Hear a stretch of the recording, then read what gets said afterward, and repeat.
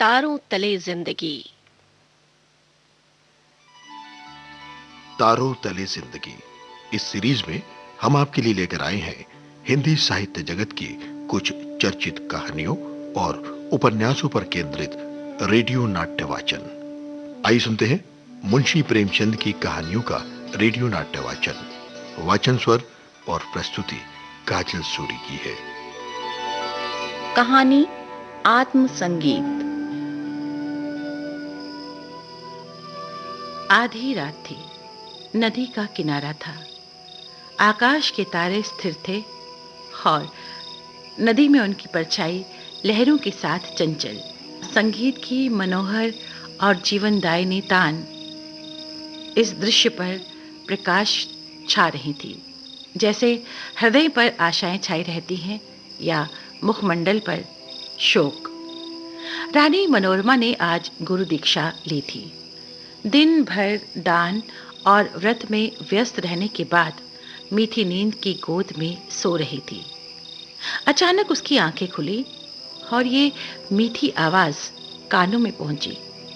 वो व्याकुल हो गई, जैसे दीपक को देखकर पतंग। वह अधीर हो गई। वह उठी, द्वारपालों और चौकीदारों की नजरें बचाती हुई राजमहल से बाहर निकल गई। सरिता तट पर ऊंचे कगारे थे, भयानक जंतु थे और उनकी डरावनी आवाजें। मनोरमा कोमलता की मूर्ति थी, लेकिन उस मधुर संगीत का आकर्षण उसे खींचे लिए जाता था। उसे आपदाओं का ध्यान न था। वो घंटों चलती रही, यहाँ तक कि मार्ग में नदी ने उसका गतिरोध किया। मनोरमा ने विवश होकर इधर उधर दृष्टि दौड़ाई। किनारे पर एक नौका दिखाई दी। निकट जाकर बोली, माझी, मैं उस पार जाऊंगी। इस मनोहर राग ने मुझे व्याकुल कर दिया है। माझी, रात को नाव नहीं खोल सकता। हवा तेज है और लहरें डरावनी, जान जोखिम है। मनोरमा, मैं रानी मनोरमा हूँ। नाव खोल दो, मुंह मांगी मजदूरी दूंगी। माझी, तब तो नाव किसी तरह नहीं खोल सकता। रानियों का इसमें निभा नहीं। मनोरमा, चौधरी, तेरे पांव पड़ती हूँ, शीघ्र नाव खोल दे, मेरे प्राण खींचे जाते हैं। माझी, क्या इनाम मिलेगा? मनोरमा, जो तू मांगे। माझी, आप ही कह दीजिए, गवार क्या जानूं कि रानियों से क्या चीज मांगनी चाहिए। कहीं कोई ऐसी चीज ना मांग बैठूं जो आपकी प्रतिष्ठा के खिलाफ हो। मनोरमा, मेरा ये हार बहुत ही मूल्यवान है, मैं तुम्हें ये देती हूँ। मनोरमा ने गले से हार निकाला। अचानक मनोरमा को ऐसा लगा जैसे संगीत की ध्वनि और निकट हो गई हो। कोई ज्ञानी पुरुष आत्मानंद के आवेश में उस सरिता तट पर बैठा हुआ उस खामोश निशा को संगीतपूर्ण कर रहा है।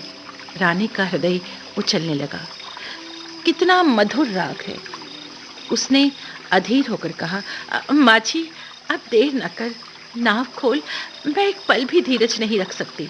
माझी, इस हार को लेकर मैं क्या करूंगा? मनोरमा, सच्चे मोती हैं। माझी, ये और भी विपत्ति है। मेरी पत्नी गले में पहनकर पड़ोसियों को दिखाएगी, वो सब डाहा से जलेंगी, उसे गालियां देंगी। कोई चोर देखेगा तो उसकी छाती पर सांप लौटने लगेगा। मेरी सुनसान झोपड़ी पर दिन दहाड़े डाका पड़ जाएगा। लोग चोरी का अपराध लगाएंगे। नहीं नहीं, मुझे ये हार नहीं चाहिए। मनोरमा, तो जो कुछ तू मांग मैं तुझे वही दूंगी, लेकिन तू देर ना कर। मुझ में अब धैर्य नहीं है, प्रतीक्षा करने की तनिक भी शक्ति नहीं है। इस राग की एक एक तान मेरी मेरी आत्मा को तड़पा देती है। माझी, इससे भी अच्छी कोई चीज दीजिए। मनोरमा, तू मुझे बातों में लगाए रखना चाहता है। मैं जो तुझे देती हूँ वो तू लेता नहीं, खुद कुछ मांगता नहीं। तुझे क्या मालूम मेरे मेरे हृदय की इस समय क्या दशा हो रही है। माझी, और क्या दीजिएगा? मनोरमा, मेरे पास और बहुमूल्य वस्तु इस वक्त नहीं है, लेकिन तू अभी नाव खोल, मैं तुझसे प्रतिज्ञा करती हूँ कि तुझे अपना महल दे दूंगी, जिसे देखने के लिए कदाचित तू भी कभी गया हो। तूने देखा होगा कि मेरा महल कितना खूबसूरत है। माँ जी हंसकर, उस महल में रहकर मुझे क्या आनंद मिलेगा? उल्टे मेरे भाई बंधु शत्रु हो जाएंगे। इस नौका पर अंधेरी रात में भी मुझे डर नहीं लगता। आंधी चलती रहती है और मैं इस पर पड़ा रहता हूँ, किंतु वो महल तो दिन में ही फाड़ खाएगा। मेरे घर के आदमी तो उसके एक कोने में समा जाएंगे। और आदमी कहाँ से लाऊंगा? मेरे पास तो नौकर चाकर कहाँ, इतना माल असबाब भी कहाँ है। महल की सफाई और मरम्मत कहाँ से करवाऊंगा? मनोरमा को लगा कि संगीत नजदीक आता जा रहा है। उसकी सुंदरता और आनंद और अधिक प्रखर हो गया। मनोरमा ने व्याकुल होकर कहा, आह, तो फिर अपने मुंह से क्यों नहीं मांगता? कितना विरागजनक राग है। मैं उस संगीत के लिए बहुत व्याकुल हूँ। उस संगीत में कोयल किसी मस्ती है, पपीहे किसी वेदना है। इसमें इसमें झरनों का सा जोर है, आंधी का सा बल है। इसमें सब कुछ है।